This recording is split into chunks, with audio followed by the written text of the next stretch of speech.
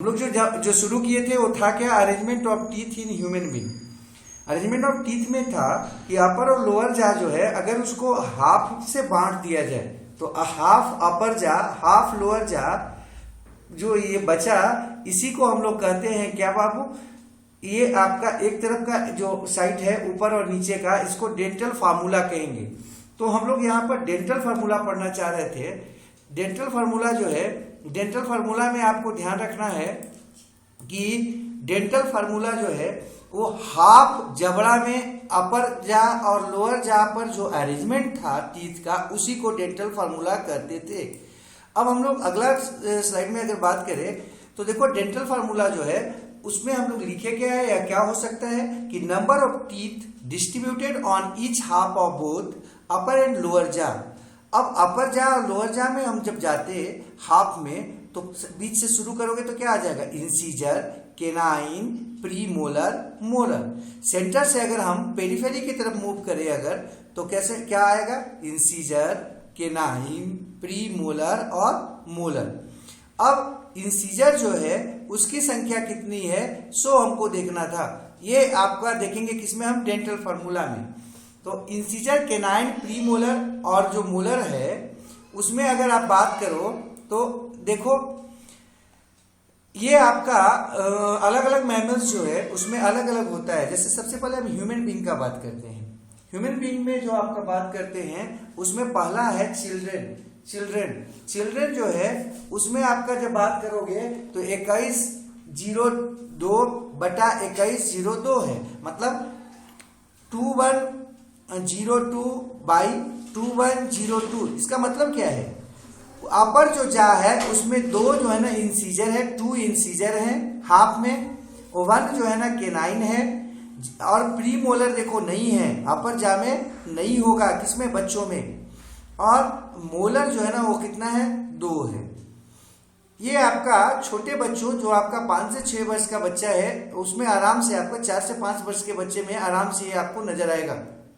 क्या आ गया, 2102 बटा 2102, मतलब टोटल जोड़ लो अगर तो हो जाएगा आपका 5 बटा 5। हाँ, तो 5 और 5 जोड़ देंगे तो कितना हो गया, 10। टोटल दांत हो गया हाफ जबड़ा में आपका कितना, 10। अब जब 10 दांत हो गया आपका हाफ जबड़ा में तो हाफ और हाफ को दोनों को मिला देंगे वहां पर, तो कितना हो जाएगा आपका, हो जाएगा टोटल कितना, 10 और 10 में 2 से गुना कर दो, टोटल हो जाएगा 20। मतलब जो छोटे बच्चे होते हैं, छोटे बच्चे के जबड़े में टोटल दांत का संख्या होता है 20। तो उसमें से कौन सा दांत होता है, कौन सा नहीं होता है, इंसीजर आपका होता है, केनाइन होता है, प्री मोलर बच्चों में नहीं पाया जाता है। तो ध्यान रखिएगा आपका टोटल इंसीजर कितना हो जाएगा, अपर जा में कोई पूछे तो कितना हो जाएगा, जस्ट इसका दुगना। तो 2 दिए हुए हैं तो 2 और बाया में हो जाएगा, ठीक है। फिर आपका एक जो है आपका ये क्या हो जाएगा, केनाइन हो जाएगा। आपका जो है ना प्री मोलर तो 0 हो गया, तो दोनों तरफ भी 0 0 हो जाएगा।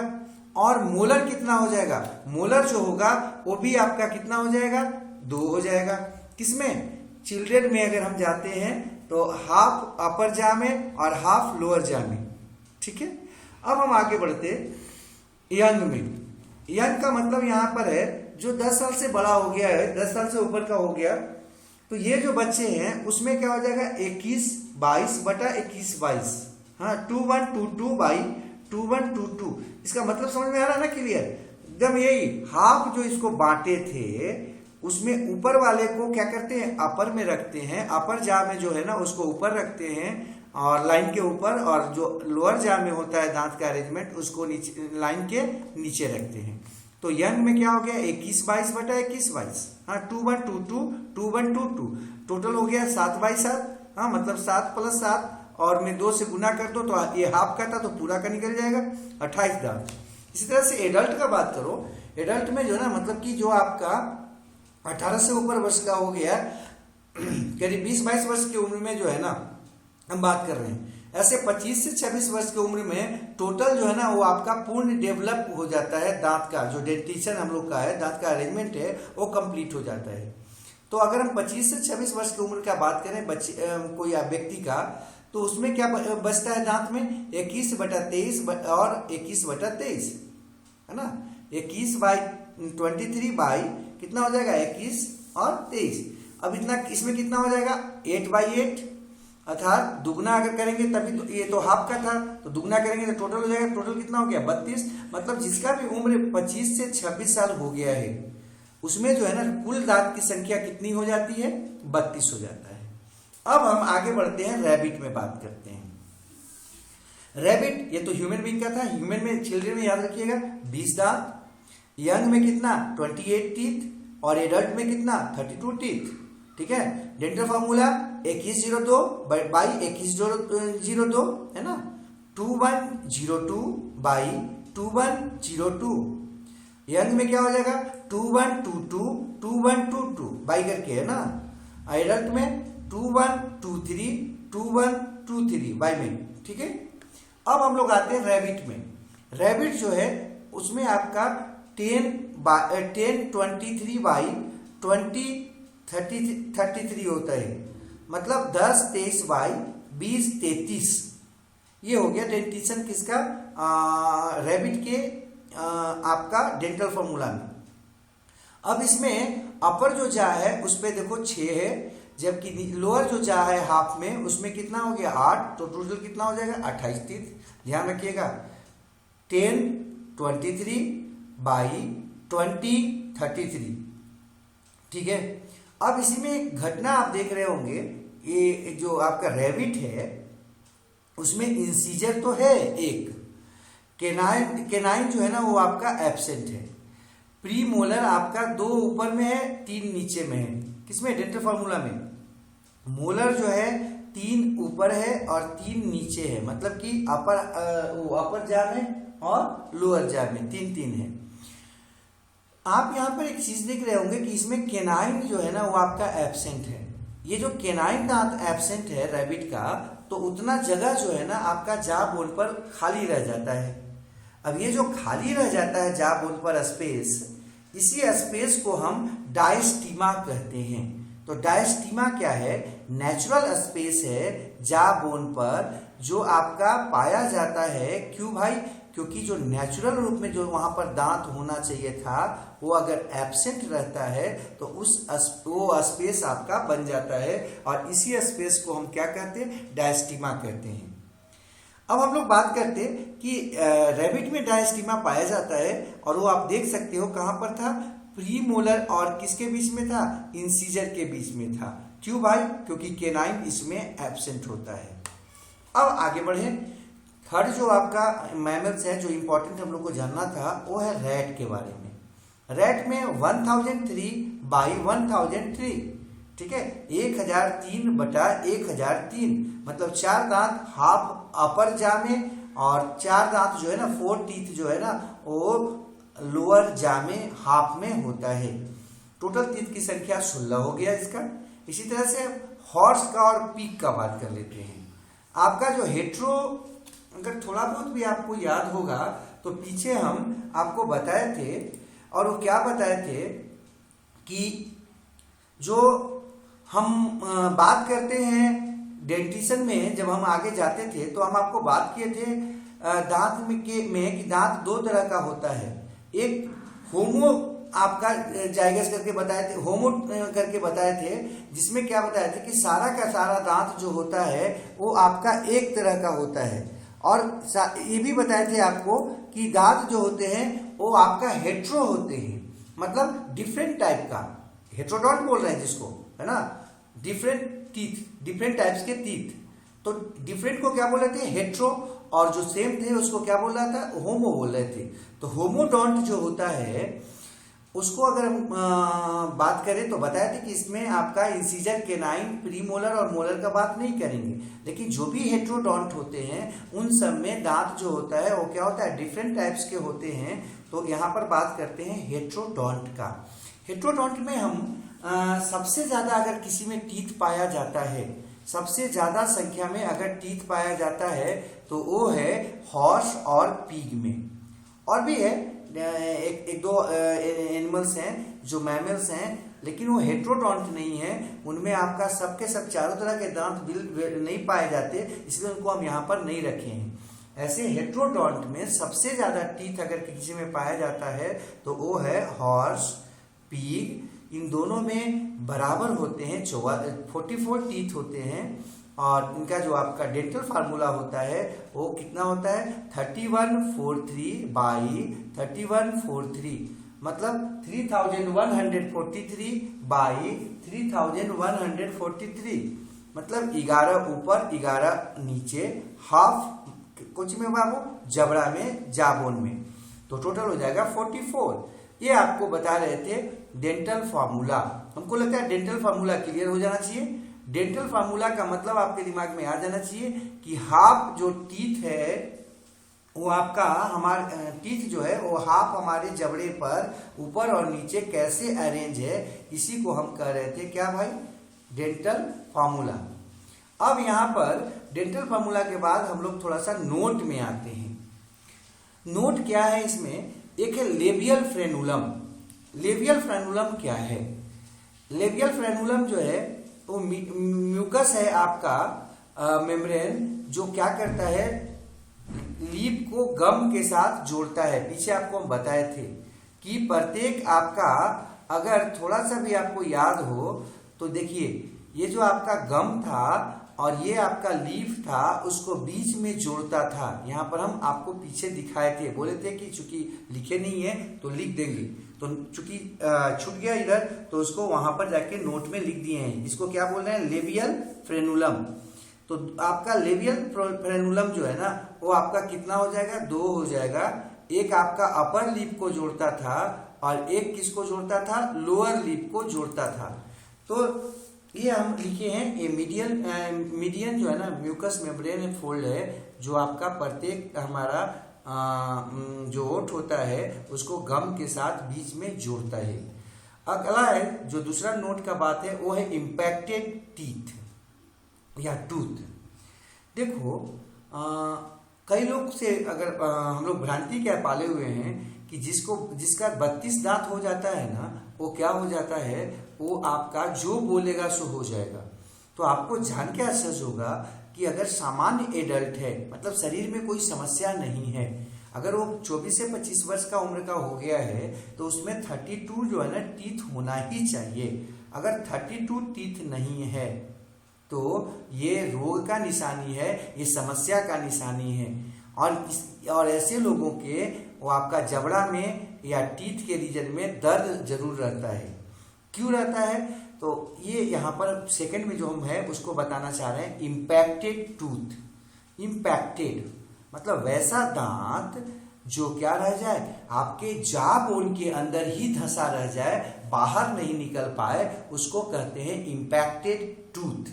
ढेर सारे व्यक्तियों में विजडम टूथ जो होता है, बुद्धि का दांत जिसको बोल रहे हैं, वो दांत आपका क्या रहता है, इम्पैक्टेड रह जाता है, मतलब वो बाहर नहीं आ पाता है। तो ये आपका बोल दिए हम सेकेंड इम्पैक्टेड टूथ किसको बोलेंगे, तो वैसा दांत जो आपका अपने समय पर या कभी भी जा बोन से बाहर नहीं निकल पाता बल्कि जा बोन में ही धंसा रह जाता है, उसको कहते हैं इम्पैक्टेड टूथ। और इसका कॉमन एग्जांपल कौन है, हम लोग का जो अधिकांश व्यक्तियों में जो विजडम टीथ होता है वो इम्पैक्टेड टीथ होता है, इसीलिए उनका दांत कितना रह जाता है, 28 ही रह जाता है। 25-26 वर्ष के उम्र के बाद भी या 30 वर्ष के उम्र के बाद भी उसमें क्या होता है, ये दांत नहीं निकल पाता है। और वो क्या बोलते हैं कि हम तो 28 ही दांत का है। जो लोग का आपका कितना हो गया, 32 दांत हो गया, उनको समस्या है। नहीं भैया, जिनका 28 ही रह गया ना उनको समस्या ज्यादा है यार। अब हम दूसरा बात करते हैं यहाँ पर। अब दूसरा जो है ना हम लोग बात करते हैं वो है आपका वो आपका बात में और कहाँ बचा हुआ है, देखो नहीं ना। हाँ, अब हम लोग जो है ना सेकंड जो बात करते हैं डेंटल कैरीज का करते हैं। डेंटल कैरीज के बारे में भी कल आपको हम समझाए थे कि डेंटल कैरीज क्या था। डेंटल कैरीज का मतलब आपको बताए थे रॉटेडनेस, है ना, रॉटनेस का मतलब सड़ना, दांत का सड़ना, उसमें छेद हो जाना या उसके लेयर का डिकम्पोज कर जाना, क्या कहलाता है, डेंटल कैरीज कहलाता है। सबसे पहले इसमें क्या होता है कि जो ट्रैप्ड फूड पार्टिकल्स होता है और वो उसके साथ बैक्टीरिया आ जाता है और बैक्टीरिया क्या करता है, डेंटल प्लग बनाता है। प्लग आपको बताए थे कि एक लेयर बनाता है दांत के बेसल रीजन में, मेनली उसका जो बेस था, मतलब दांत का वह रीजन जो आपके गम से जुड़ा हुआ था, वहां पर जनरली आपका क्या करता है, वो आपका ये इस रीजन में क्या करता है, एक लेयर बनाता है जिसको क्या कहते हैं, डेंटल प्लग कहते हैं। ये जो डेंटल प्लग है, अगर इसको आप साफ नहीं किए, ये जो डेंटल प्लग है शुरुआत में तो जो है ना ये आपके ब्रश से या दातून से साफ हो जाएगा, इवन आप उंगली से भी बढ़िया से रगड़ देंगे, कुल्ला कर देंगे तो यहाँ से ये हट जाता है।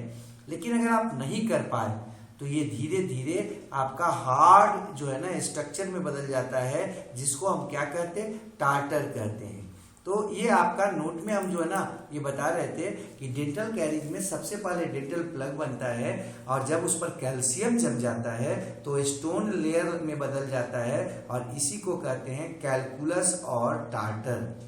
ठीक है, तो टार्टर या कैलकुलस जब बन जाता है तो एकदम वो देखने में या छूने में दांत के परत की तरह ही नजर आता है। अगर उसको ना हटाया जाए तो उसके अंदर में जो बैक्टीरिया है वो बैक्टीरिया क्या करेगा, आपका विभिन्न प्रकार के एसिड को देगा, जिसमें से लैक्टिक एसिड प्रमुख है, और आपका गम को क्या करेगा, वो डिकम्पोज करेगा, आपके दांत के लेयर को आपको क्या करेगा, वो हटा देता है और जिंजिवाइटिस करता है, और दांत को अंततः आपके जबड़ा से अलग कर देता है। ये आपको हम बता रहे थे डेंटल कैरीज में।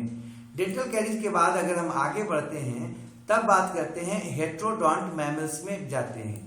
हेट्रोडोंट मैमल्स में अगर हम जाएं तो हेट्रोडोंट मैमल्स जो है उसमें सबसे ज्यादा दांत किसमें पाया जाता है, तो आपको बताए थे हॉर्स में और पीग में। नेक्स्ट अगला जो बात है टूथ जो है ना, उसके बारे में आपको हम कल भी बताए थे कि टीथ जो है ना वो एब्सेंट होता है किसमें बाबू, बर्ड्स में। बर्ड्स में क्या होता है, एब्सेंट होता है। इवन एडल्ट मोनोट्रिम्स में भी एब्सेंट होता है। लेकिन एक बात ध्यान रखना है कि एक मैमल्स है जिसका नाम है वेल बोन वेल, मैमल्स में ये आपका भी एब्सेंट है जिसका नाम है वेल बोन वेल। इसको बैलिन वेल्स भी कहते हैं। एक वेल है, वेल का एक प्रकार है, उसमें जब वो एडल्ट वो जो है ना वो आपका उसमें दांत नहीं पाया जाता है, मैमल से वो। नेक्स्ट बात करते हैं हम सम अनयूजुअल टीथ का, है ना, कुछ वैसे आपके दांत जो अनयूजुअल है, मतलब सामान्य नहीं है बल्कि असामान्य है। जैसे आप हाथी में देखे होंगे, हाथी जो होता है उसमें टस्क बाहर की तरफ जो है ना दो दांत निकला हुआ होता है। वो जो दांत निकला होता है हाथी का उसको कहते हैं tusk of elephant. Tusk of elephant अगर आप देखे होंगे तो देखे होंगे कि सामान्य रूप में एक हाथी में दो आपका दांत बाहर आता है, मतलब वो एक पेयर होता है, और दोनों के दोनों दांत को अगर आप नजदीक से देखे होंगे तो देखिएगा अपर जा से निकलता है, चाहे मेल हो चाहे फीमेल हो, दोनों में। ठीक है, और ये होता क्या है भाई, तो इंसीजर आपको बताए थे। ठीक है, इंसीजर का बात आप अगर करो तो इंसीजर आपको बताए थे, ये इंसीजर है। ठीक है, इंसीजर जो होता है ना उसका वो मॉडिफिकेशन होता है। अपर जो इंसीजर होता है वो आपका दो मॉडिफायर हो जाता है और मॉडिफाई होके टस्क ऑफ एलिफेंट के रूप में बाहर निकल जाता है। ठीक है, अगला है कार्नेशियल टीथ। कल हम लोग बात किए थे कि कार्निवोर्स में जैसे कुत्ता वगैरह होता है वो क्या करता है, कोई हड्डियों को जो है ना बहुत प्रेम से चबाता है। उसमें हम आपको बात किए थे कि उसका जो केनाइन टीथ होता है कुछ हद तक मदद करता है। लेकिन एक बात और यहाँ पर हमको जोड़ना है, स्पेशल जो है ना दो दांत उसमें पाए जाते हैं जो उसको हड्डियों को फाड़ने में मदद करते हैं, क्रैक करने में मदद करते हैं, और उनको बोलते हैं कार्नेशियल टीथ। कार्नेशियल टीथ जो होता है ना काफी मजबूत टीथ होता है, और ये अपर लास्ट प्रीमोलर और लोअर जो फर्स्ट मोलर होता है वो दोनों आपका क्या होते हैं, मॉडिफाइड हो जाते हैं, और मॉडिफाइड होकर आपका कार्नेशियल टीथ कहलाते हैं। कार्नेशियल टीथ जो है कभी भी जो है ना केनाइन को मत बोल देना, केनाइन हम क्या बोले, वो मदद करता है फाड़ने में, पकड़ने में, लेकिन मेनली उसका काम था क्या बताए थे वहां पर कि मांस को चीरना है, फाड़ना है। ठीक है, लेकिन यहाँ पर कार्नेशियल टीथ जो होता है वो क्या करता है भाई, वो खास करके बोन को क्रेक करने के लिए ही बनाया जाता है, बोन को फाड़ने के लिए ही बनाया जाता है। ठीक है, अब नेक्स्ट आगे बढ़ते हैं हम। अगला का बात करें तो क्या था, टस्क ऑफ वाइल्ड बोर का। ठीक है, यहां पर हम पहला बोले टस्क ऑफ एलिफेंट, दूसरा हो गया कार्नेशियल टीथ, और तीसरा है टस्क ऑफ वाइल्ड बोर। आप जानते होंगे शायद जंगली सुअर, जंगली सुअर जो है ना उसमें आप देखिएगा आगे की तरफ जो है ना 2 दांत निकला होता है, उसके थुथुन में ऊपर की तरफ निकला होता है वो दांत, और वो क्या होता है, उसका मॉडिफाइड केनाइन होता है। हम चाहते तो यहाँ पर फिगर सबका डाल सकते थे, टस्क का या फिर सुअर का, लेकिन हमको क्या लगा कि आप लोग जो है ना चूंकि जिस लेवल में हो तो आप कई फिगर और किताब से पढ़ के आए हो, छोटे छोटे बच्चों में भी ये पढ़ना था, तो इसलिए इसको हम नहीं डाले हैं। आर मॉडिफाइड केनाइन होता है, ये आपका क्या होता है, काफी मजबूत होता है, काफी बड़ा होता है, और ऊपर की तरफ इसका जो टीप होता है वो टर्न होता है। इससे क्या फायदा होता है, ये डिफेंस करता है, और जो भी आपके रूट्स होते हैं, हाँ, जिसमें भोजन रखता है जंगल में पेड़ पौधे, उनको ये क्या करता है, कबाड़ता है इसके मदद से और खाता है। तो शकरकंद वगैरह जो होता है ना, ऐसे कुछ मॉडिफाइड रूट्स है या स्टेम है, आलू है, इन सबको जमीन के अंदर से इसको कबाड़ने में जो है ना इसका उपयोग करता है कौन, वाइल्ड बोर। और इसी दांत के कारण आपको भी क्या करता है, ये मार देता है या मार सकता है। अगला है विजडम टीथ, ये आपका 4th है विजडम टीथ। विजडम टीथ किसको कहते हैं, रियली में आपको हम बताए थे कि विजडम टीथ का बात जो है ना ह्यूमन बीइंग में आता है, और ये एडल्ट पर्सन में होता है, मतलब करीब 24-25 वर्ष के उम्र के लोगों में ये पाया जाएगा। ये होता क्या है, लास्ट मोलर्स होता है, इसकी संख्या हम लोगों में कितना होता है, 4 होता है। तो विजडम टीथ जो हो गया ह्यूमन बीइंग में कितना हो गया, 4 हो गया। कहाँ पाया जाता है, एडल्ट पर्सन में पाया जाता है, और ये होता क्या है, लास्ट मोलर होता है। नेक्स्ट जो बात करते हैं हम, जो आपका फैंग है, फैंग का अगर बात करें हम, फैंग का अगर बात करें, 5वां है फैंग। फैंग जो है ना वो आपका पॉइजनस टीथ को कहते हैं, जो कि पॉइजनस स्नेक में पाया जाता है। ये मैक्सिलरी टीथ का मॉडिफिकेशन है। मैक्सिलरी, अगर आप शायद याद होगा मैक्सिलरी टीथ के बारे में, हम आपको ऐसे भी पीछे से बताए थे, थोड़ा बहुत भी याद होगा कि अपर जा जो होता है, अपर जा को हम लोग क्या कहते हैं, मैक्सिला कहते हैं, और ये जो लोअर जा है, लोअर जा को मैंडिबल कहते हैं।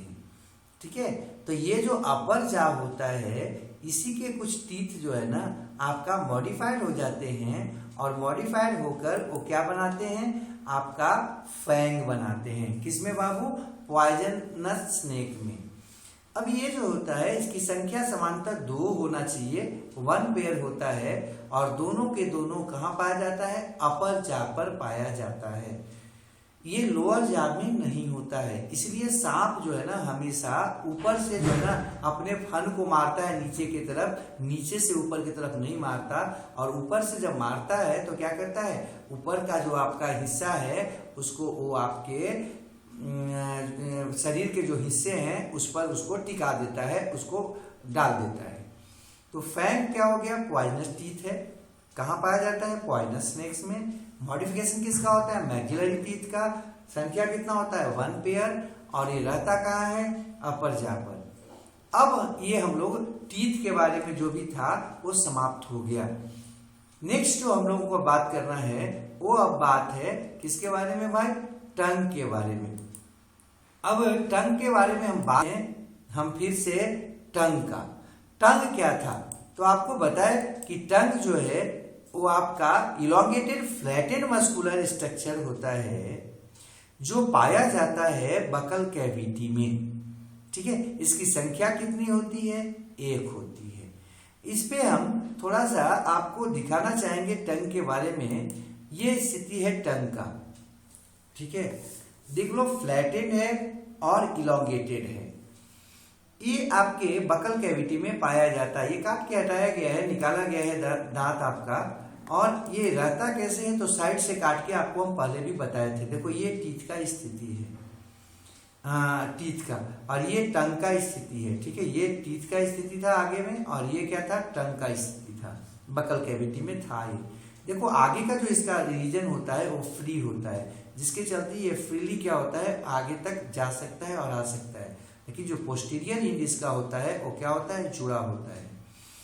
ठीक है, अब इसको हम छोड़ के फिर से वहां पर आते टंग में, कि टंग जो होता है उसका क्या स्थिति है। ये आपका एंटीरियर ईयर का फ्री था, जबकि पोस्टीरियर ईयर क्या था, अटैच था किसके साथ, बकल कैविटी के फ्लोर पर, और जिससे वो अटैच होता है उसको कहते हैं फ्रेनुलम। फ्रेनुलम होता क्या है भाई, म्यूकस मेम्ब्रेन का फोल्ड होता है जो कि टंग को कनेक्ट करता है बकल कैविटी के फ्लोर पर, है ना, बकल कैविटी के वो निचली सतह पर। ठीक है, ये इसको हम लोग फ्रेनुलम लिंगुआ भी कहते हैं, लिंगुआ भी कहते हैं, LINGUA या GVA, लिंगुआ। अब आते हैं कि ये सबसे बढ़िया डेवलप होता है मैमल्स में, सबसे बढ़िया मूव कर सकता है मैमल्स में ही, और डेवलप भी होता है हर तरह से। और इसमें हम लोग में जो है ना निम्नलिखित स्ट्रक्चर्स होता है। ऐसे इसके बारे में कहा जाता है कि शायद ये आपका वेल डेवलप अगर कहा जाए तो स्नेक में माना जा सकता है। इस व्यू से देखो, व्यू अलग अलग है हमारा कहने का।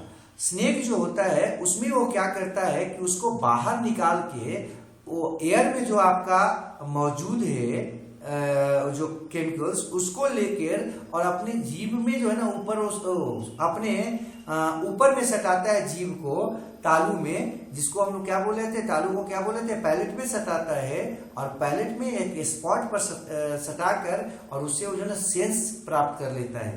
तो कह सकते हो यहाँ पर कि उसमें आपका ज्यादा बढ़िया डेवलप था शायद। लेकिन हम लोगों में जो है ना ये आपका टेस्ट लेने के लिए वेल डेवलप होता है, प्लस कई कामों को पूरा करता है। ये स्वलोइंग में मदद करता है, हाँ स्वलोइंग में मदद किया, और कुछ में भाई सिलेबिक लैंग्वेज में मदद करता है, समझने योग्य जो हम लैंग्वेज बोलते हैं उसमें मदद करता है।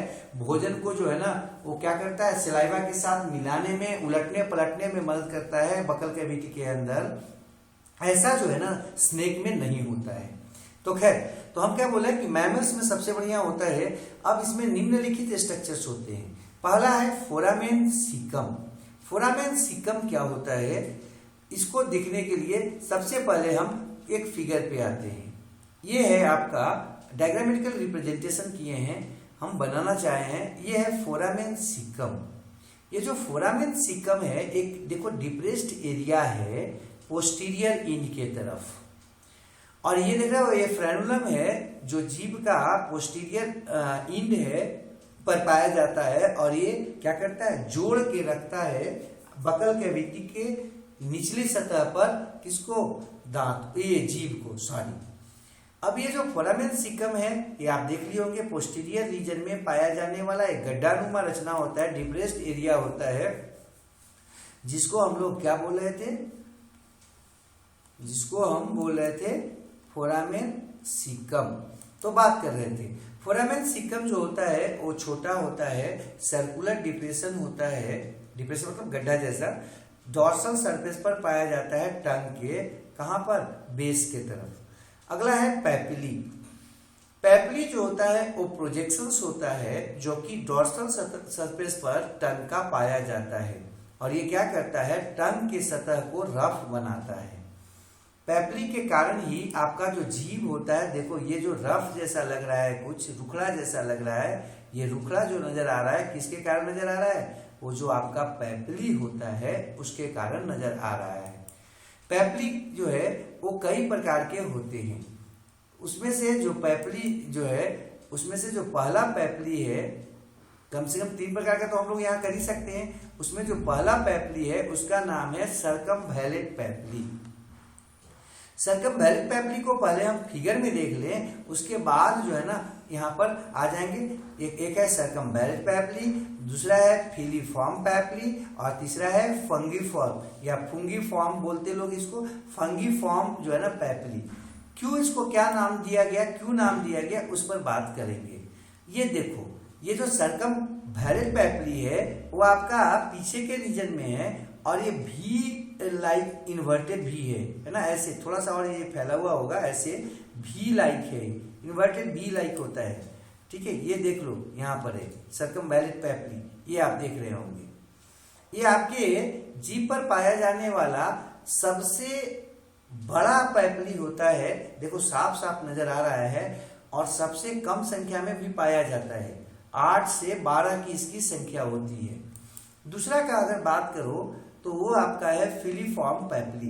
फिलीफॉर्म पैपली के बारे में देख लो, फिली बोल रहे हैं, फिली शब्द जब भी आएगा तो ये आता है पत्ती के लिए, ठीक है, और या और आपका पैच के लिए। तो ये जो होता है ना पट्टी नुमा या पत्ती, लीफ लाइक स्ट्रक्चर होता है पैपली में, पैपली का, और ये आपका दांत जीभ पर पाया जाता है आपका आगे के हिस्से में। ठीक है, ये आगे के हिस्सा में, पोस्टीरियर हिस्सा में कौन पाया जाता था? सरकम वैलेट पैपली पाया जाता था।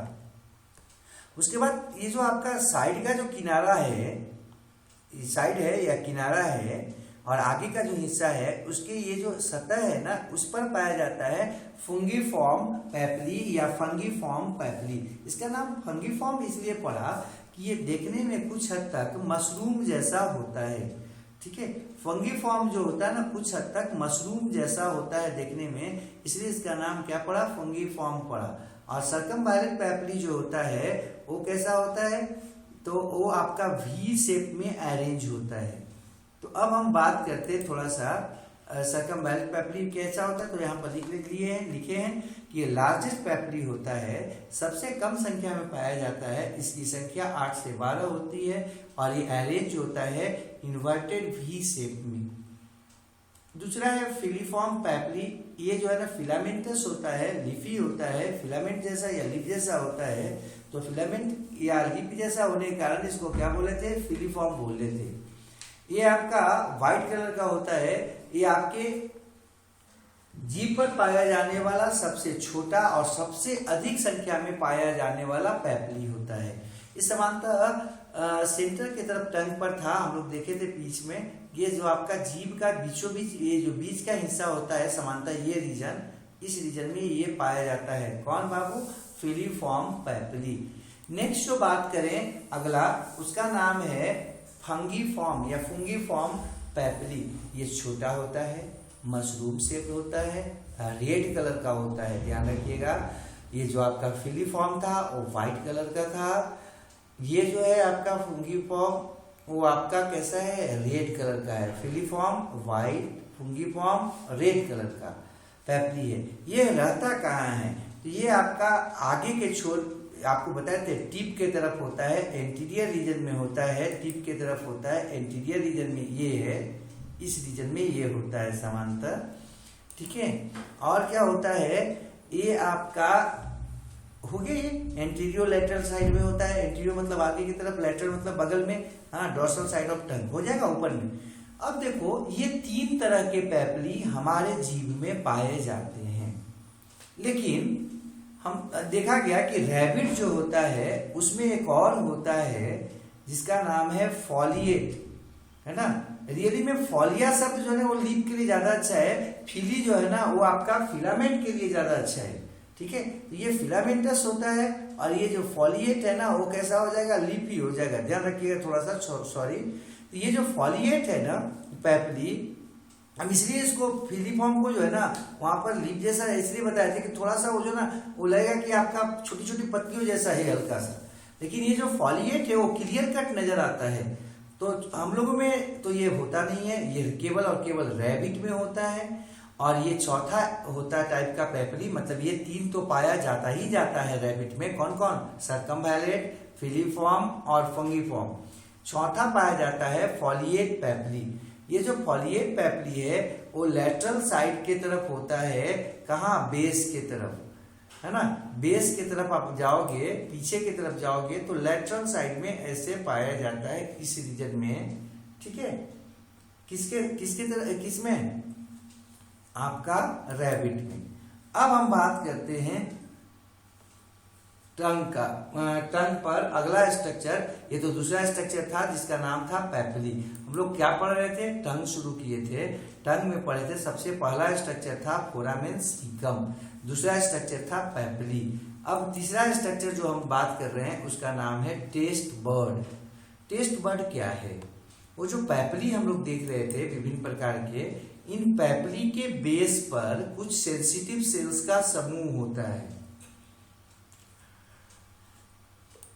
और ये जो सेंसिटिव सेल का क्या होता है, समूह होता है, उसी को कहते हैं टेस्ट बर्ड। ये क्या करता है, आपका पैपिली के बेस को तो बनाता ही बनाता है, इसी के मदद से हम केमिकल नेचर जो होता है फूड का उसको डिटेक्ट कर सकते हैं या पता लगाते हैं। रियली में ये 4 प्रकार का टेस्ट बर्ड जो होता है वो 4 प्रकार के स्वाद का आराम से पता लगा सकता है या उसके लिए होता है। एक होता है स्वीट, ठीक है, एक स्वीट में SWEET ना, गलत है बाबू यहाँ पर, स्वीट SWEET सॉरी, साल्ट, सावर, बीटर, है ना। ये 4 डिफरेंट आपके टेस्ट है जिसको ये क्या करता है, आराम से क्या कर सकता है, बता सकता है। आगे होगा ना, यहाँ पर ई होना चाहिए, हाँ क्या है बाबू, एक मिनट।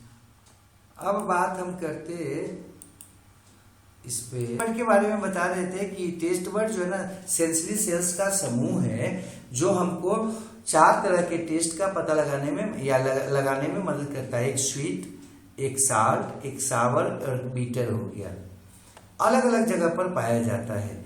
आप यहाँ पर देख सकते हो, देखो हम लोग जो है सावर जो है ना उसका इधर से यहाँ से जो है ना क्या करते हैं, खाली मिडिल और पोस्टीरियर रीजन जो है जीभ का, वहां से हम लोग सावर लेते हैं।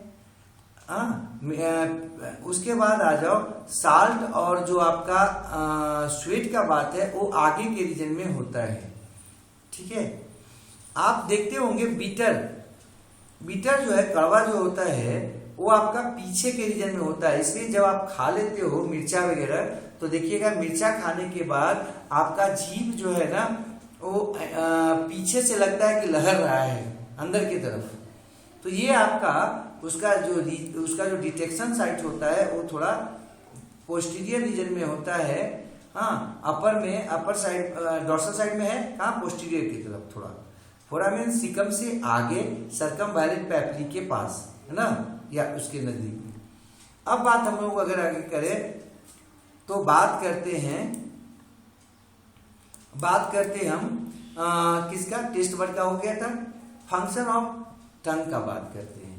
फंक्शन ऑफ टंग का अगर बात करो तो आपका जो टंग होता है उसको कह सकते हो कि उसका सबसे पहला काम है formation of speech, syllabic language, है ना, समझने योग्य जो भाषा होता है उसको ये क्या करता है, देता है या बोलने में मदद करता है हमको, कौन, टंग। अगर ये नहीं होता, इसलिए देखिएगा जो आपका जिनका जीभ कट जाता है, कई पिक्चर वगैरह में भी आप देखे होंगे कि जीभ काट दिया है बच्चे का या जो है ना कुछ कर दिया वैसा, तो उसका आवाज जो होता है, जीभ अगर कट जाए तो आवाज तो अंदर से आता है लेकिन वो आवाज समझने लायक नहीं होता है, मतलब सिलेबिक लैंग्वेज नहीं होता है। और ये जो सिलेबिक लैंग्वेज है मतलब समझने योग्य आवाज है, इसको बनाने में मदद करता है कौन, टंग। दूसरा है mixing of the food thoroughly with saliva in the buccal cavity. Buccal cavity में सेलाइवा के साथ ये क्या करता है, आपके भोजन को पूरी तरह से पर्याप्त रूप में उसको मिलाने में मदद करता है। तीसरा जो इसका फंक्शन है वो है detection of taste of the food. वो आपका जो फूड है उसके टेस्ट को, केमिकल नेचर को ये आपका जानने में या जांचने में मदद करता है। चौथा जो इसका है वो है swallowing bye pushing the food into the pharynx, है ना।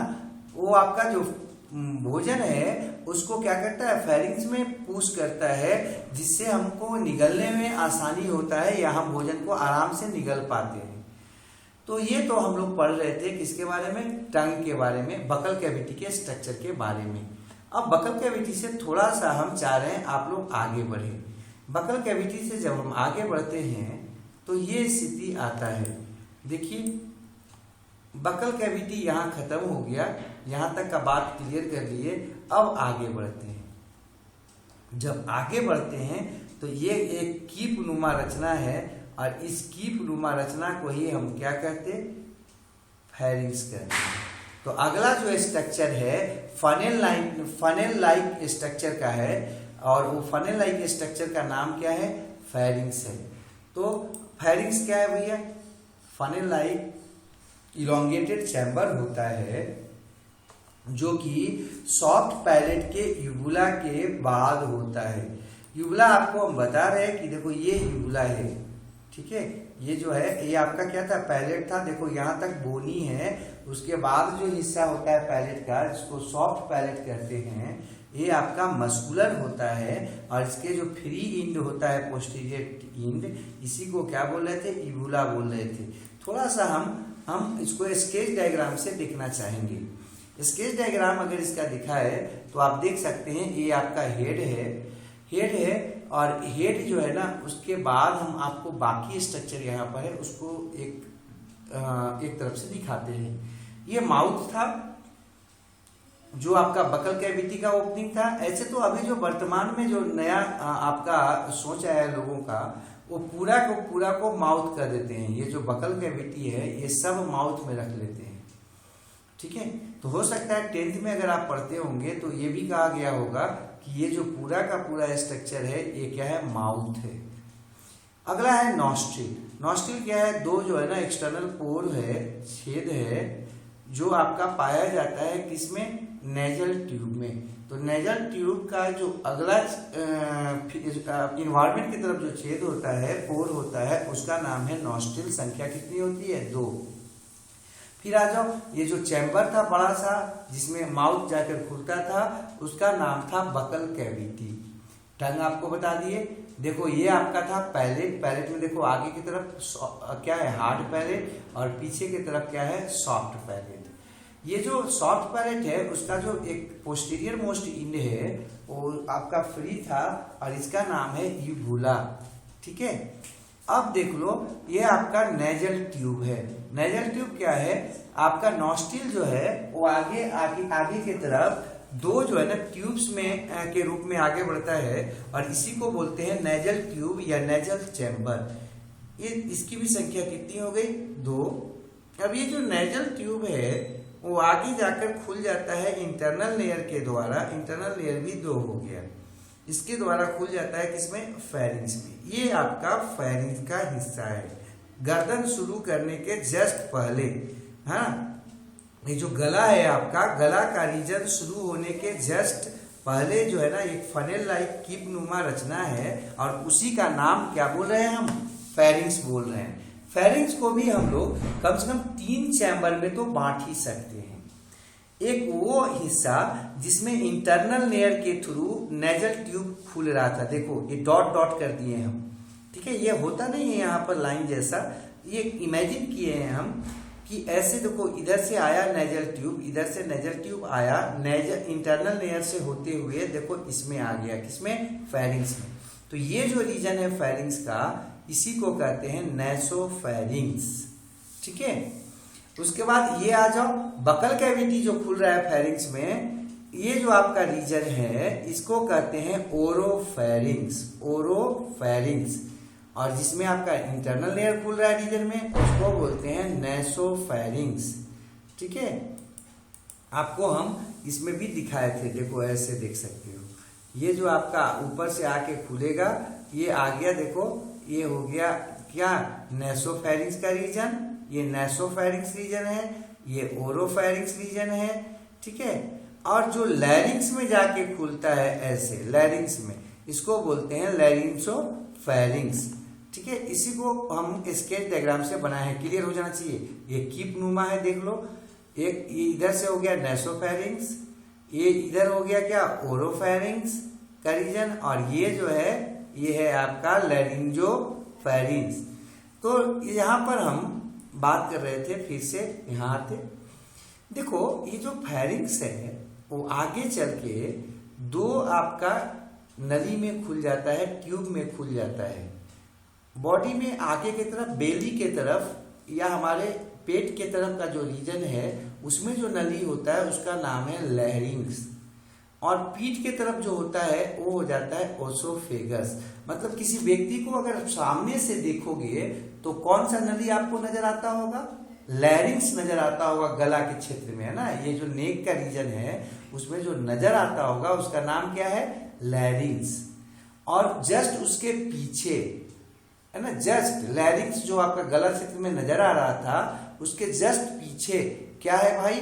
एक और नली है, उसका नाम है ओसोफेगस।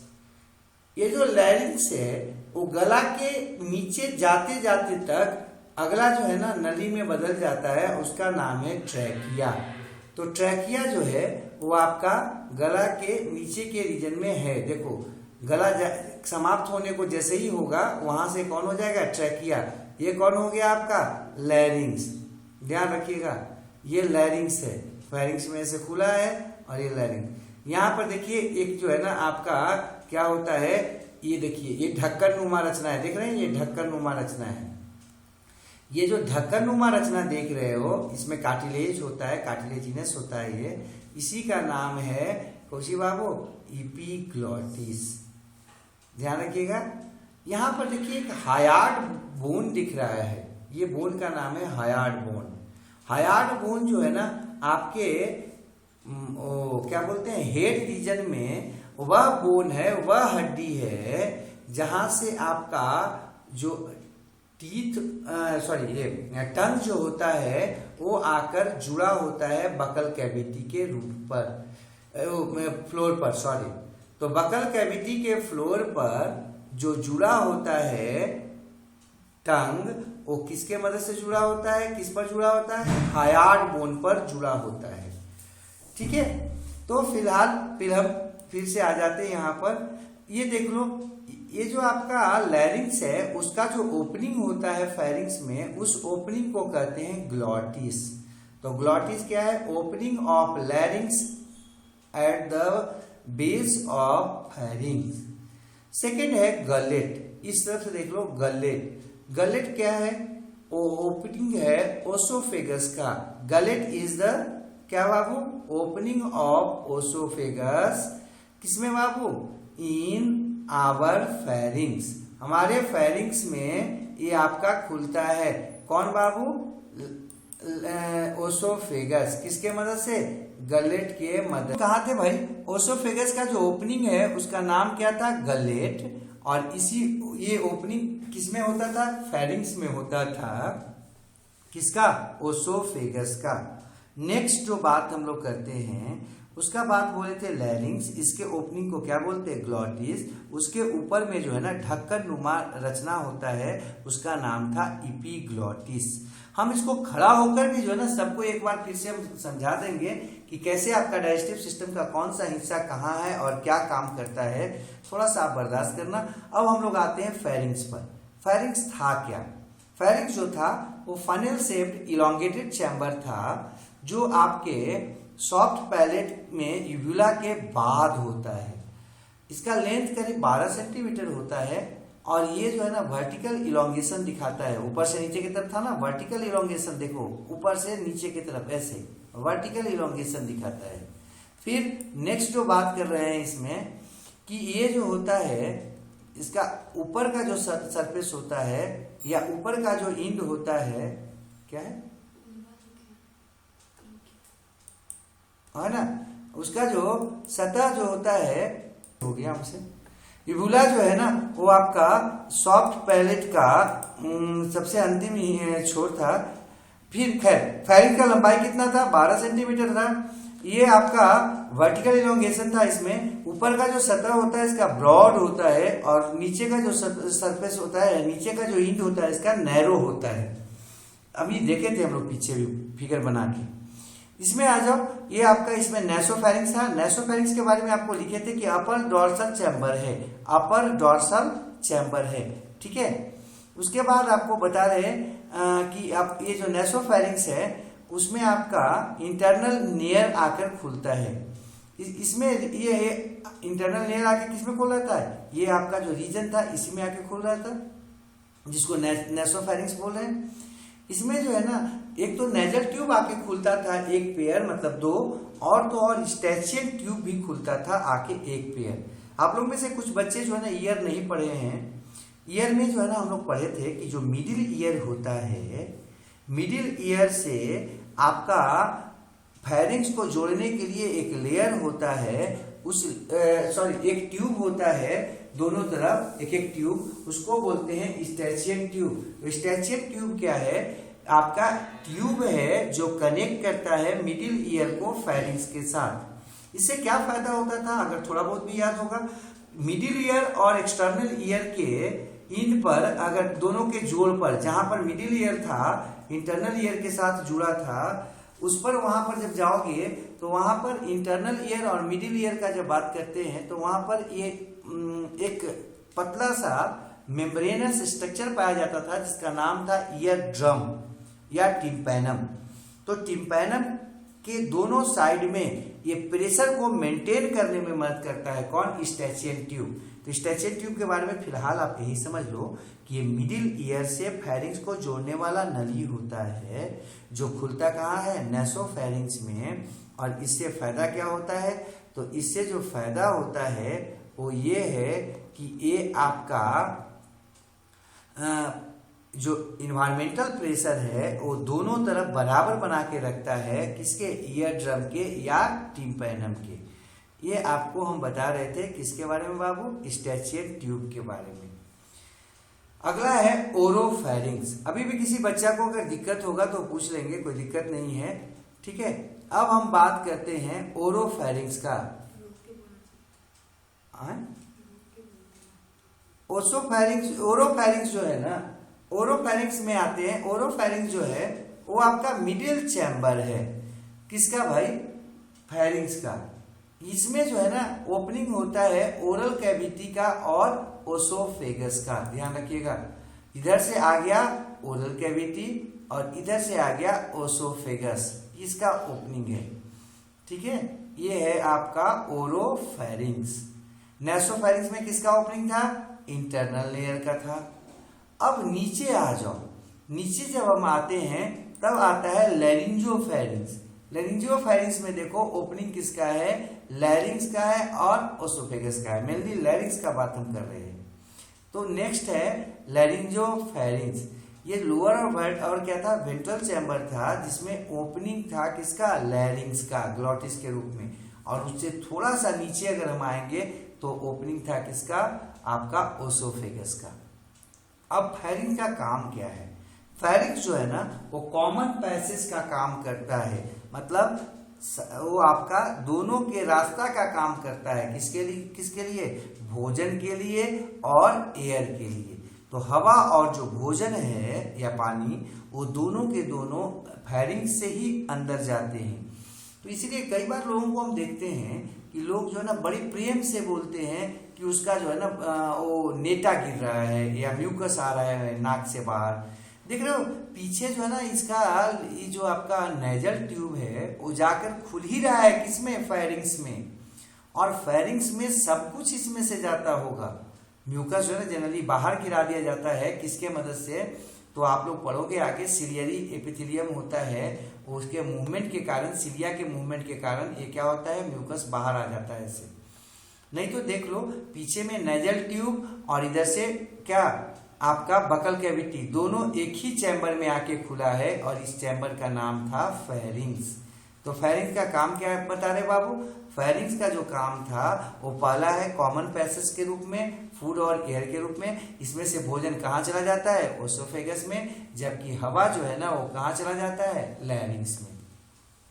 फेरिंक्स का काम क्या है, इसमें पहला काम तो आपको बता दिए। दूसरा जो काम है उसका नाम है स्वेलोइंग, मतलब भोजन को निगलने में मदद करना। अगर ये नहीं होगा तो भोजन को निगलना थोड़ा मुश्किल भरा होगा, ठीक है। तो ये आपको हम बता रहे थे किसके बारे में बाबू, तो ये आपको बताए फेरिंग्स के बारे में या फेरिंग्स के फंक्शन के बारे में। कोई दिक्कत? अब हम बात करते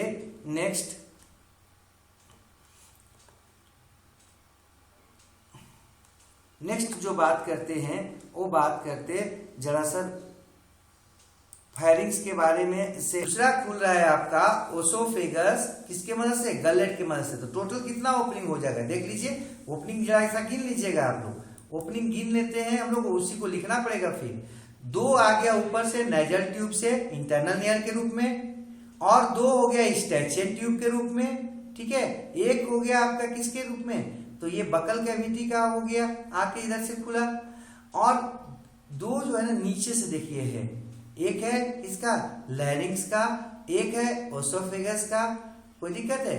तो यहां पर टोटल आपको 7 ओपनिंग नजर आ रहा होगा या आना चाहिए। कौन कौन हो गया? 2 हो गया नेजल ट्यूब का इंटरनल एयर के रूप में, 2 हो गया किसका? स्टैचियन ट्यूब का नेसोफेरिंक्स रीजन में, तो 4 हो गया। 1 हो गया आपका बकल कैविटी का या ओरल कैविटी का, तो कितना हो गया? 5। और 2 नीचे है, एक ग्लॉटिस के रूप में है लैरिंग्स का, और दूसरा है गलेट के रूप में किसका? ओसोफेगस का, ठीक है। तो ये हम आपका बात कर रहे थे किसका? ओपनिंग ऑफ फेरिंग्स का। तो नेक्स्ट जो हम लोग को पढ़ना है वो है openings of pharynx. Opening of pharynx में अगर हम जाते हैं तो ये आपका निम्नलिखित 7 प्रकार का होता है। वो एक है आपका opening of nasal tube. Opening of nasal tube जो होता है उसकी संख्या कितनी थी? 2 थी। नेक्स्ट है आपका स्टैचियन ट्यूब का। स्टैचियन ट्यूब का अगर बात करें तो इसकी भी संख्या कितनी हो गई? 2। तीसरा जो है ना वो है आपका ओपनिंग ऑफ ओरल कैविटी का, इसकी भी संख्या कितनी है? 1 है। लैरिंग्स का हो गया, किस रूप में? लैरिंग्स किस रूप में खुल रहा था? ग्लॉटिस के रूप में। और ये जो 5वां है उसका नाम है ओसोफेगस। थोड़ा सा हम टोटल अगर यहां पर कर ले तो कितना आ गया? 7। अब थोड़ा सा एक बात पीछे में आते हैं, आपको यहां पर थोड़ा फंक्शनिंग को जरा सा ठीक से इसको समझना था कि कब कौन सा क्या काम करता है। क्योंकि देखो जरा सा, इधर से आ रहा है भोजन और पानी, किधर से भाई? बकल कैविटी से। नेजल ट्यूब से आ रहा है एयर, और जाना कहाँ है? देखो यहाँ पर क्रॉस हो रहा है, जो पीछे से आ रहा था उसको आगे जाना है, और जो आगे से आ रहा है उसको पीछे जाना है।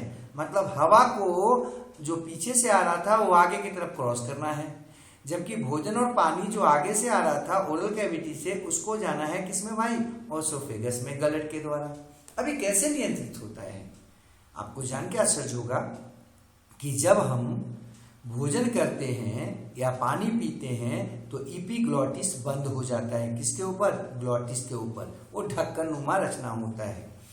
लेकिन अगर जो है हम क्या करते हैं? सांस लेते हैं। जब हम सांस लेते हैं तो सांस लेने पर हमारा जो है कौन सा हिस्सा बंद हो जाता है? सांस लेने पर ये आपका कोई हिस्सा बंद नहीं होता है, दोनों नली खुला होता है। ये आपका इपीग्लॉटिस जो है वो खोल देता है किसको? ग्लॉटिस को। और वो जब खोल देता है तब आपका क्या होता है? हम जो है आराम से सांस ले पाते हैं।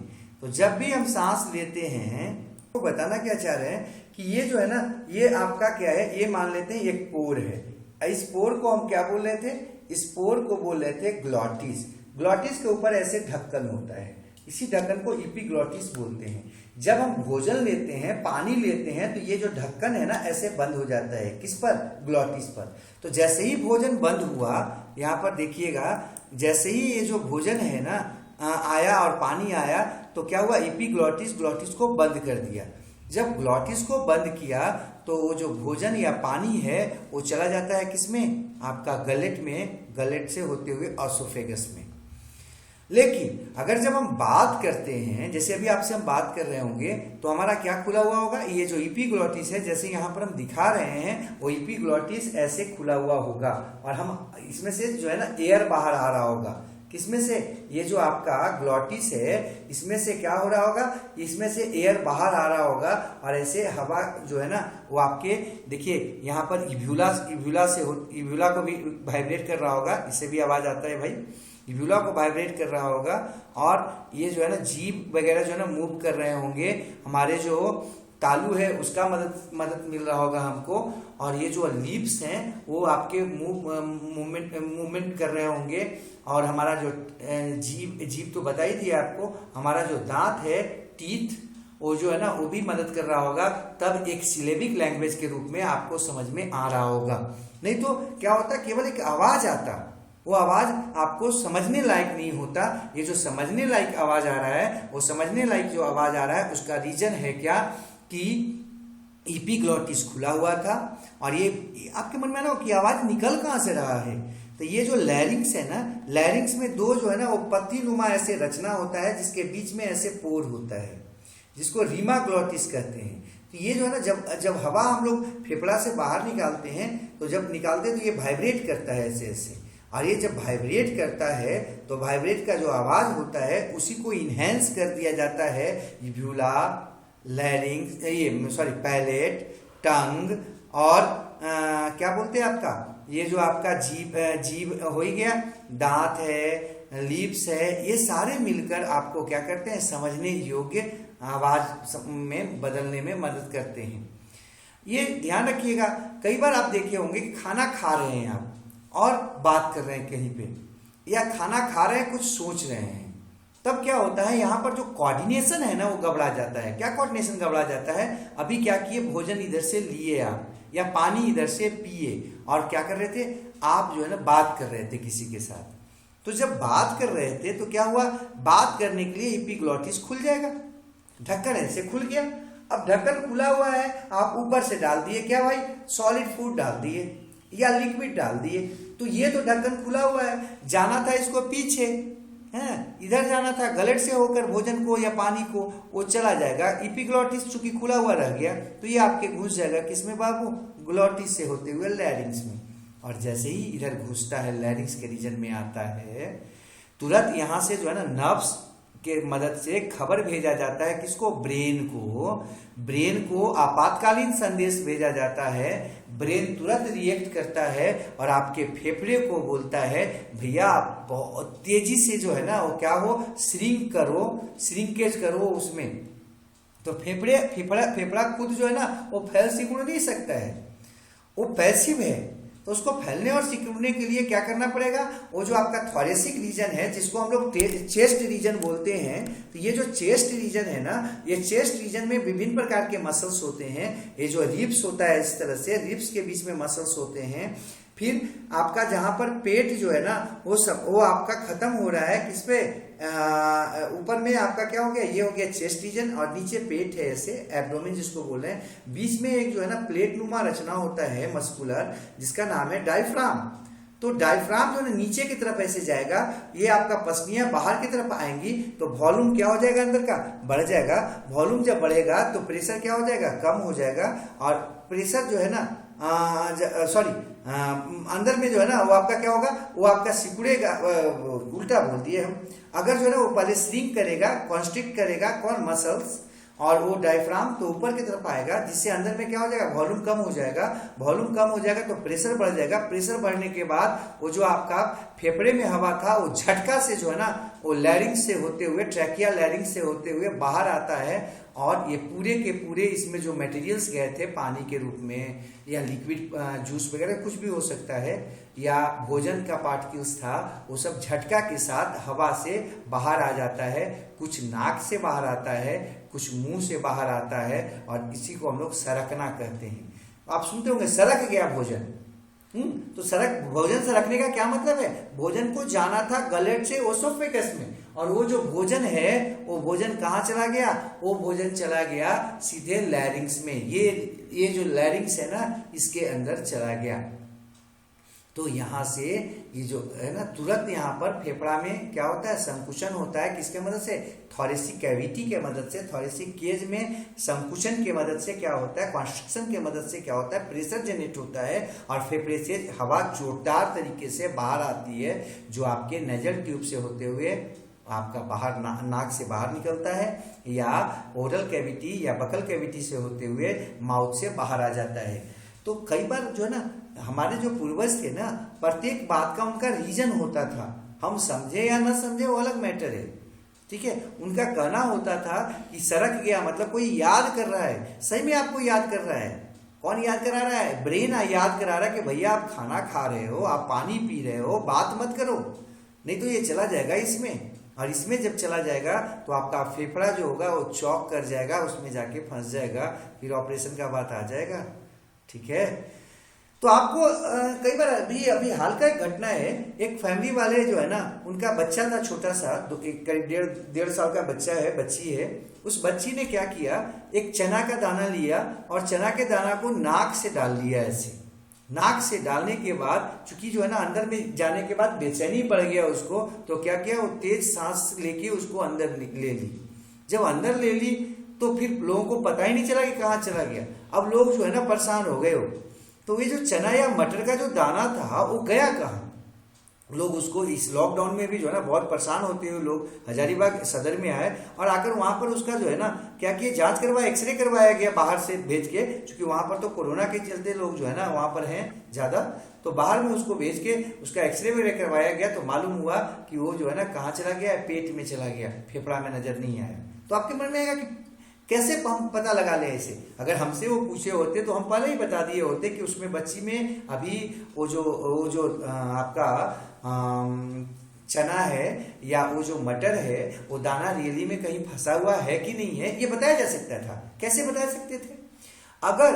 अगर ये इंटरनल लेयर से नोज के बीच में कहीं फंसा रह जाएगा, मतलब नेजल ट्यूब में अगर फंसा हुआ रह जाए, क्योंकि ये चैम्बर था, आपको पीछे भी बताए थे बहुत बड़ा चैम्बर होता है, तो बहुत बड़ा चैम्बर होता है, तो हो सकता है, संभव है कि उसमें फंसा हुआ रह जाए। तो फंसा हुआ अगर उसमें रह जाता तो क्या होता, देखो अगर इसमें फंसा हुआ रह जाता तो क्या होता, आपको खूब छींक आता है। वो बच्ची जो है ना वो खूब छींकती, हाँ, उसमें जोर जोर से छींक आता। तो छींक नहीं आ रहा था मतलब बच्ची नॉर्मल थी, इसका मतलब कि उसके उस रीजन में तो फंसा हुआ नहीं ही है। अगर उसमें फंसा होता तब क्या होता, वो पूरा छींकती।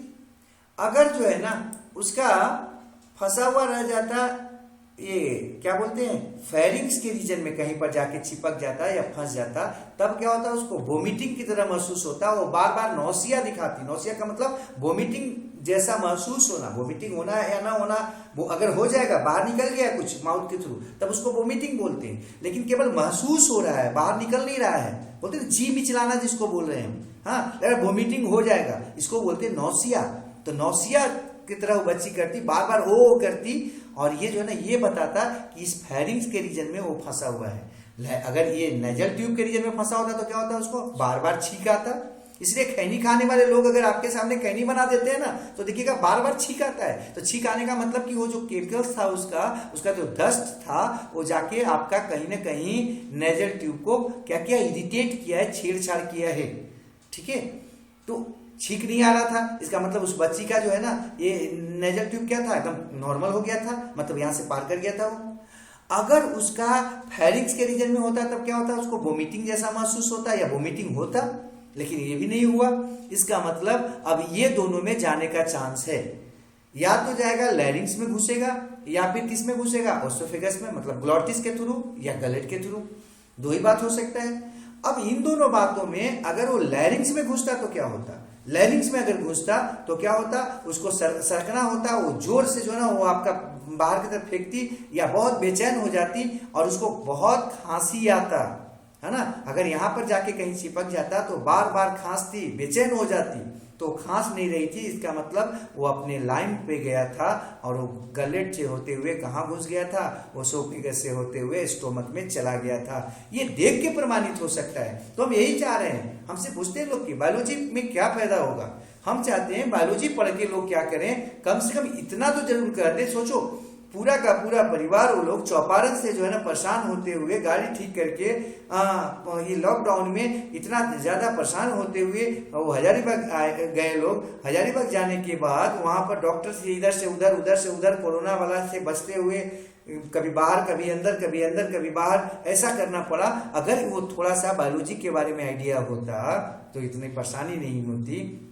अगर बच्ची खांसती तब लगता कि यहाँ पर फंसा हुआ है, या आपका छींकती तो इस रीजन में नेजल ट्यूब के रीजन में होता, और अगर उसको वोमिटिंग जैसा कुछ महसूस होता तो इस रीजन में होता, किसमें, फेरिंग्स के रीजन में, या ओसोफेगस में भी अगर फंसेगा ना तो थोड़ा वोमिटिंग नौसिया जैसा होगा। लेकिन कुछ भी नहीं हो रहा था, इसका मतलब वो क्लियर कट अपने स्थान पर पहुंच चुका था। वो स्थान क्या था उसका?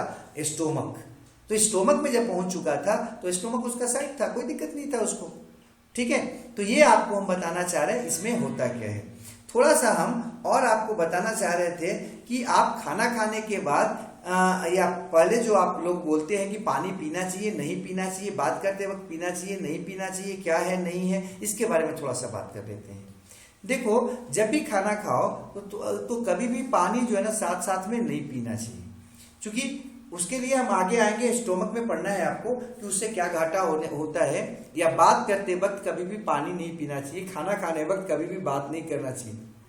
पहले के जो हमारे पूर्वज रहे हैं, जो पुराने लोग हैं, हम बार बार कहते हैं, अपने बच्चों से कहते हैं या किसी से भी कहते हैं कि आप अगर ये समझते हो कि हमारी दादी जो है ना अंगूठा छाप है, हाँ, आप बड़ी पढ़े लिखे हो, मिशनरी स्कूल से पढ़े हो, आप इंग्लिश मीडियम में पढ़े हो, लेकिन आपके जो पूर्वज, हमारे जो पूर्वज हैं, जो किसी स्कूल में नहीं पढ़ने गए, लेकिन उनका जो नॉलेज था ना इतना जबरदस्त था, क्या कहना है उनको। वो जो है ना हमेशा बताते हैं, पूर्वज जो हमारे थे वो हमेशा बताते थे खाना खाने वक्त बात नहीं करना चाहिए। आज के देखो पढ़े लिखे को, वो क्या करेंगे, टीवी देखेंगे और खाते रहेंगे। इसमें क्या होता है, टीवी देखने में हम लोग इतना भूल जाते हैं कि सांस ले रहे हैं कि भोजन डाल रहे हैं, वो आपका खो जाते हैं, तो सरक जाता है। कई बार जाना चाहिए किसमें, गलेट के थ्रू ओसोफेगस में चला जाता है, ग्लॉटिस में। ये आपका एपिग्लॉटिस बंद नहीं होता है, तो थोड़ा सा ध्यान रखिएगा, क्योंकि अगर इसमें चला जाएगा तो आपके लिए बहुत जो है ना प्रॉब्लम कर देगा वो। एक बात और हम यहाँ पर जोड़ना चाह रहे थे, आप लोग कभी देखना, कभी कभी हम लोग करते हैं ऐसा क्या है कि कोई घर में सोया हुआ है, उस पर बाल्टी से पानी या पानी डाल देते हैं, मग से पानी या जो भी हो पानी डाल देते हैं। तो जानते हो उसमें क्या होता है, ये जो आपका नाक है, नॉस्ट्रिल जिसको बोल रहे हैं, उससे वो पानी होता हुआ या मुंह से पानी होता हुआ, चूंकि ये जो है एपिग्लॉटिस एकदम आराम से खुला रहता है, वो फेफड़े में चला जाता है। और ये जो है ना उनकी जान, उनके लिए जानलेवा हो सकता है, उनका प्राण जा सकता है। तो ऐसा मजाक कभी ना करें। हाँ, पानी छींटने वाला आदत जो है ना छोड़ दें। किसी को जगाना हो तो आपको जो है ना कोई और परेशानी करना हो तो किया जा सकता है, लेकिन ये जो पानी फेंक देते हैं सोए हुए आदमी पर, तो ये ठीक नहीं है, उसमें बेचारा मर सकता है। ठीक है, तो ये हम लोग अभी तक कहाँ तक आ गए, पूरा का पूरा ये माउथ का रीजन पढ़ लिए और पूरा का पूरा जो है ना यहाँ तक आ गए थे। कहाँ तक आ गए थे, ओसोफेगस तक। तो ओसोफेगस में आप देख लो, ओसोफेगस क्या था। ओसोफेगस एक नली नुमा रचना है। ये इसकी लंबाई कितनी होती है, करीब करीब जो है ना 25 सेंटीमीटर होती है। ये मस्कुलर है, लेकिन देख रहे होंगे आप, ये ट्रैकिया के पीछे है ना, बिहाइंड है, ट्रैकिया के पीछे है, पोस्टीरियर रीजन में है। और आपको ये जान के आश्चर्य होगा कि ये जो है ना हमारे केवल और केवल एक ही काम के लिए जिम्मेवार होता है, और वो काम क्या है, भोजन को ले जाना या पानी को ले जाना। इसलिए इसको फूड पाइप भी बोलते हैं। ठीक है, और इधर ट्रैकिया को क्या बोलते हैं, विंड पाइप बोलते हैं। ठीक है, लैरिंग्स को साउंड बॉक्स बोलते हैं।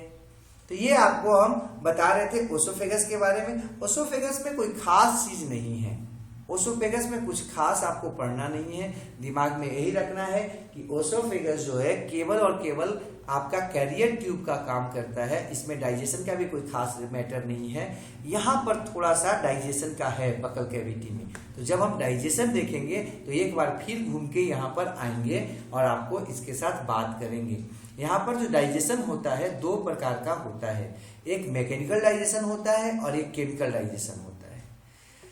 ओसोफेगस भी खत्म हो गया। ओसोफेगस में कुछ नहीं है, एक ट्यूब लाइक स्ट्रक्चर है। कितना होता है? करीब 25 सेंटीमीटर इसकी लंबाई होती है। मस्कुलर ट्यूब होता है, इसमें कुछ खास नहीं होता, ना तो कोई डाइजेस्टिव ट्यूब होता है, ना तो कोई डाइजेस्टिव क्या बोलते हैं ग्लैंड्स होता है, और ना कोई खास डाइजेशन का प्रोसेस होता है। यहाँ पर भोजन काफी कम, थोड़े समय के लिए भी नहीं रुकता, बल्कि केवल इसको पार कर जाता है, मतलब ये रास्ता का काम करता है ना। उसके पहले थोड़ा सा हम इसमें आ रहे थे बकल कैविटी में। बकल कैविटी में आपको बताया कि दो तरह का डाइजेशन होता है, एक मैकेनिकल डाइजेशन और केमिकल डाइजेशन। मैकेनिकल डाइजेशन का मतलब होता है कि उसको स्मॉल पीसेस में तोड़ा जाना, बड़ा पीस को स्मॉल पीसेस में बदला जाना, ये क्या कहलाता है? मैकेनिकल आपका डाइजेशन कहलाता है। लेकिन केमिकल डाइजेशन में क्या करते हैं हम, या देखते हैं कि उसमें एंजाइम्स के मदद से वो जो आपके लार्ज कंपाउंड्स होते हैं वो स्मॉल मॉलिक्यूल्स में बदले जाते हैं। जैसे कार्बोहाइड्रेट जो है ना वो ग्लूकोज के रूप में बदला जाता है, या इसी तरह से छोटे छोटे लिमिट डेक्स्ट्रिन के रूप में इस तरह से बदला जाता है।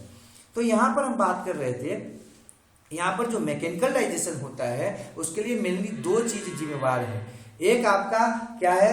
दांत, और दूसरा आपका जीभ। इन दोनों के मदद से भोजन जो होते हैं वो छोटे छोटे पीस में बदलते हैं या छोटे पीस में बांटे जाते हैं। ठीक है, तो मैकेनिकल डाइजेशन यहाँ पर बकल कैविटी में। तो आपसे पूछेगा कि डाइजेशन कहाँ स्टार्ट होता है, तो ध्यान रखना है डाइजेशन हमारे बकल कैविटी में स्टार्ट होता है, और दो तरह का होता है, मैकेनिकल डाइजेशन और केमिकल डाइजेशन। मैकेनिकल डाइजेशन किसके मदद से? टंग के मदद से और दांत के मदद से, ठीक है, टीथ के मदद से। टीथ उसको पीस में क्रश करता है, काटता है, और जीभ क्या करता है? उसको और हिला हिला के टूटने में मदद करता है। इसलिए भोजन को खूब चबाना चाहिए। दूसरा यहाँ पर जो डाइजेशन होता है वो होता है आपका सेलाइवा की मदद से। अगर आपको थोड़ा बहुत भी याद होगा तो आपको हम बताए थे कि जो सैलिवरी ग्लैंड्स थे उनकी संख्या टोटल कितनी थी? 6 थी। और वो जो 6 तरह का जो सैलिवरी ग्लैंड था उसमें सब अपना अपना स्थान पर था। आपको बताया था कि पैरोटिड ग्लैंड 2 था, और 2 जो है ना सबलिंगुअल था, 2 आपका क्या था? सब मैंडिबुलर था। ये तीनों के तीनों प्रकार के जो ग्लैंड्स थे, टोटल संख्या कितना बता रहे हैं आपको? 6। ये आपका जो सिक्रीशन देता था इसी का नाम सिलाइवा था। सिलाइवा के कारण क्या होता था कि आपका जो भोजन है वो भोजन आराम से मूव कर जाता, भोजन जो है उसका डाइजेशन शुरू हो जाता था। उसका किस लेवल में? बॉन्ड के लेवल में। तो जब बॉन्ड के लेवल में डाइजेशन हो तो इसको कहते हैं केमिकल डाइजेशन।